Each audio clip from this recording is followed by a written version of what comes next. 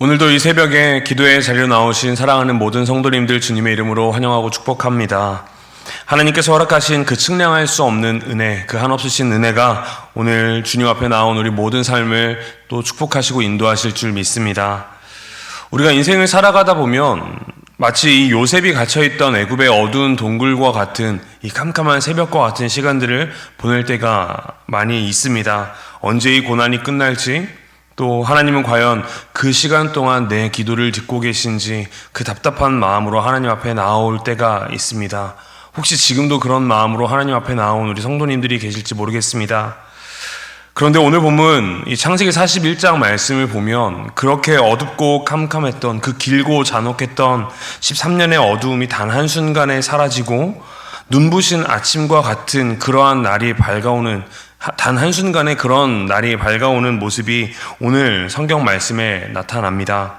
죄수였던 요셉이 하루아침에 애굽의 2인자가 되어서 빛나는 세마포 옷을 입고 왕의 인장 반지를 끼고 그렇게 등장하게 되는 겁니다.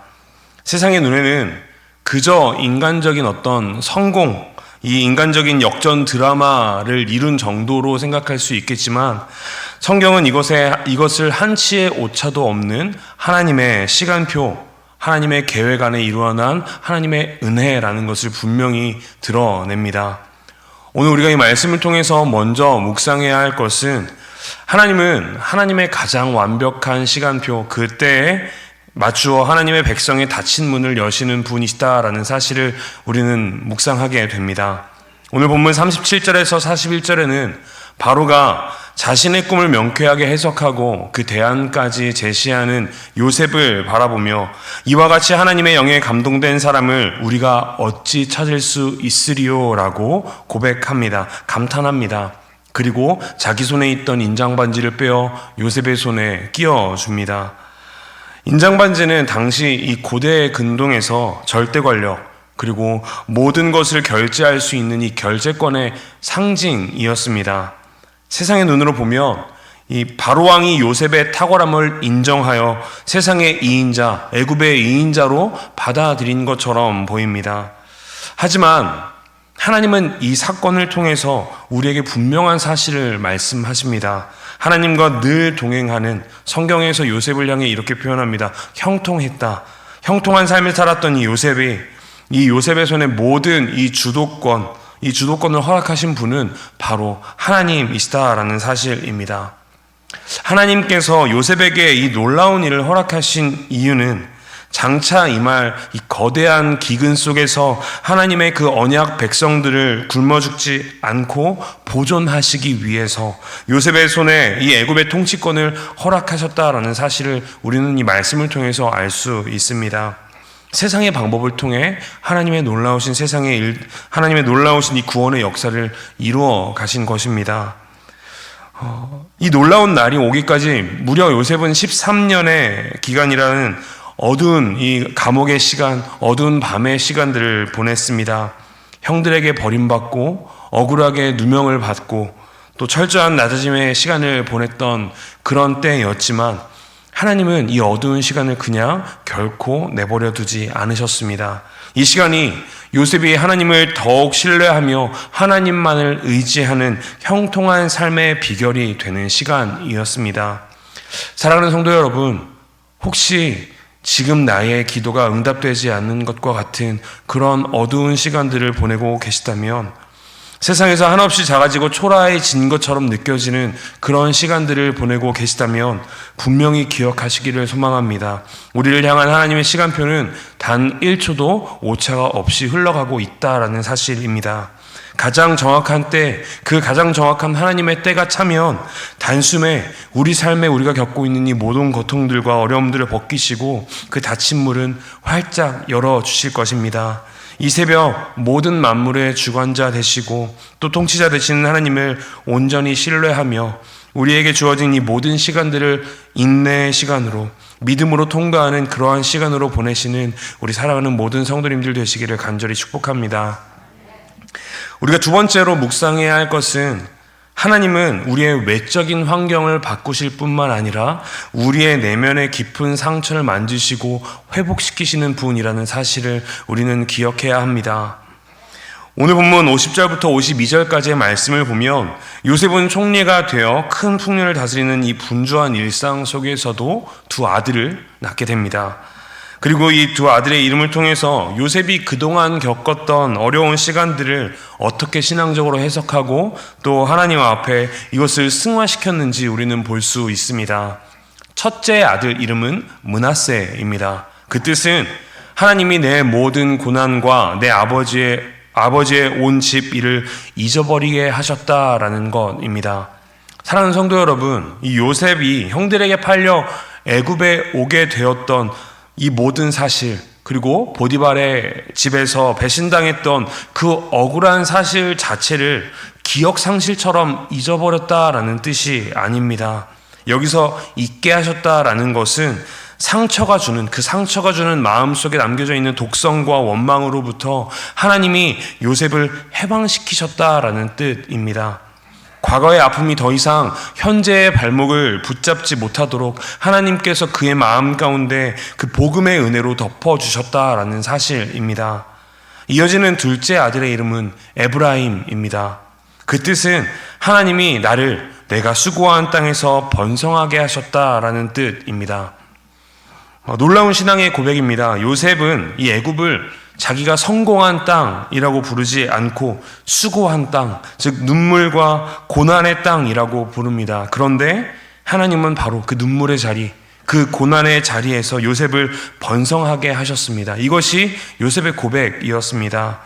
므낫세의 치유, 그 마음속에 깊은 곳 자리하고 있던 상처와 독성이 치유되었기에 에브라임의 번성이 가능했던 것입니다. 만약 요셉이 자기를 이 노예로 팔아버린 형들을 향한 살기, 그리고 억울한 누명을 씌운 보디발의 아내를 향한 이 복수심, 그 내면에 깊이 자리 잡은 그 쓴뿌리들이 해결되지 않고 간직된 채로 애굽의 통치자가 되었다면, 애굽의 2인자가 되었다면 아마 그 손에 들려진 이 권력은 생명을 살리는 도구가 아니라 복수의 칼날이었을 것입니다. 이처럼 내면에 쓴 뿌리가 제거되지 않은 상태로 얻은 성공이 독이 될 수 있다라는 사실을 우리는 분명히 알 수 있습니다. 우리가 주님께 우리의 번성과 우리의 성공과 우리의 삶의 모든 문제의 해결을 구하면서 내 안에 있는 혈기와 억울함, 하나님 안에서의 치유를 우리가 구하지 않는다면 결국 그 성공은 다른 사람을 짓밟고 나의 우월함을 증명하는 도구가 되어 버릴 것입니다. 하지만 하나님은 요셉이 애굽을 다스리기 전에 먼저 그의 마음을 다스리셨습니다. 권력을 주시기 이전에 므낫세의 은혜를 요셉에게 먼저 허락하셨습니다. 그 영혼에 퍼진 과거의 모든 쓴뿌리, 그 모든 독들을 제거하셨습니다. 이렇게 하나님의 치유를 경험한 성도에게 주어지는 이 에브라임의 번성, 성공은 비로소 나 자신을 넘어서는 이웃을 살리는 진짜 복이 되는 줄 믿습니다. 사랑하는 성도 여러분, 오늘 이 새벽 우리 마음에 있는 그 상처 깊은 뿌리 깊은 독을 하나님 앞에 먼저 고백하며 나아가는 우리가 되기를 소망합니다. 세상의 성공과 문제 해결을 구하기 이전에 므낫세의 은혜, 하나님께서 그 내면 깊은 곳에서부터 치유하는 그 하나님의 놀라우신 은혜를 먼저 구하며 나아가기를 소망합니다. 그리고 하나님께서 허락하시는 이 놀라우신 에브라임의 은혜를 우리 삶 가운데 경험하여서 우리 주변을 살리는 놀라운 축복의 통로로 사용할 수 있는 우리가 되기를 간절히 축복합니다. 소망합니다. 그렇게 하나님의 위로와 치유를 경험한 성도의 궁극적인 사명은 세상을 향해 생명의 창고를 여는 놀라운 축복의 통로가 될 것입니다. 하나님께서 말씀하신 대로 온 세상에는 혹독한 기근이 시작되었습니다. 이 세상의 권력자 바로도 기근 앞에서는 무력했습니다. 아무것도 할 수 없습니다. 그때 바로가 백성에게 명령했던 것이 바로 이것입니다. 요셉이 시키는 대로 하라라는 것이었습니다. 온 세상이 죽어갈 때 생명을 살리는 구원의 주도권이 오직 한 사람에게 집중되어 있습니다. 우리는 이 모습 속에서 죽어가는 우리를 살리신 예수 그리스도를 분명히 묵상해야 합니다. 사랑하는 성도 여러분, 오늘날 우리가 살아가는 이 세상은 겉보기에는 풍요롭지만 그 깊은 곳에는, 그 영혼 깊은 곳에는 하나님을 알지 못해 그 영이 메말라 가고 있는, 죽어가고 있는 그런 시대입니다. 세상은 결코 이 영적인 기근을 스스로 해결할 수 있는 능력과 힘과 생명력이 없습니다. 그렇기에 참된 생명인 예수 그리스도를 경험한 우리가 우리 삶 가운데 그 예수 그리스도가 필요함을 우리는 분명히 고백하며 나아가야 합니다. 그렇다면 이 모든 생명을 살리시는 예수 그리스도께 세상을 인도하는 역할을 누가 해야 할까요? 바로 우리 예수 그리스도를 먼저 바라본 자, 예수 그리스도의 은혜를 먼저 경험한 자가 그 통로가 되어야 합니다. 하나님께서 우리에게 이 에브라임의 복을 경험하게 하신 이유는 나 혼자 이 세상 가운데 잘 살아가게 하기 위함이 아니라 세상에 참된 생명이신 예수 그리스도를 전하게 하려 하심입니다. 그러니 오늘 이 새벽 우리의 기도는 그저 나 한 사람만 회복되고 나 한 사람만 살아나기 위한 그러한 기도가 아니라 온 인류가 살아나기 위한 그 사명을 위한 기도가 되어야 합니다. 나의 생명의 이 회복과 나의 성공, 나의 이 땅의 모든 문제 해결이 나 혼자 잘 나기 위함이 아니라, 나의 문제만을 해결하기 위함이 아니라 하나님께서 허락하신 이 세상 가운데 맡기신 그 사명들을 감당하게 하는 통로가 되게 해달라고 우리가 함께 기도해야 하는 것입니다. 우리가 하나님께 이 축복의 통로로 쓰임받기를 간구할 때 하나님께서 우리에게 마르지 않는 그 풍성한 복을 허락해 주실 줄 믿습니다. 말씀을 마무리하겠습니다. 하나님은 우리에게 단 한순간도 외면하거나 우리를 버려두신 적이 없으십니다. 심지어 우리의 고난의 그 괴로운 시간도 우리를 향한 하나님의 계획 안에 허락해 주신 시간임을 믿음으로 고백하는 우리가 되기를 소망합니다. 그리고 때가 되면 우리의 모든 상황을 하나님의 뜻과 계획을 위해 사용하실 것입니다. 그러니 우리의 삶을 통하여 놀라운 일을 행하시는, 또 생명을 살리시는 하나님의 일하심을 온전히 신뢰하며 하나님께 그 능력과 그 삶을 구하며 나아가는 저와 사랑하는 우리 모든 성도님들 되시기를 주님의 이름으로 간절히 축복합니다. 함께 기도하시겠습니다.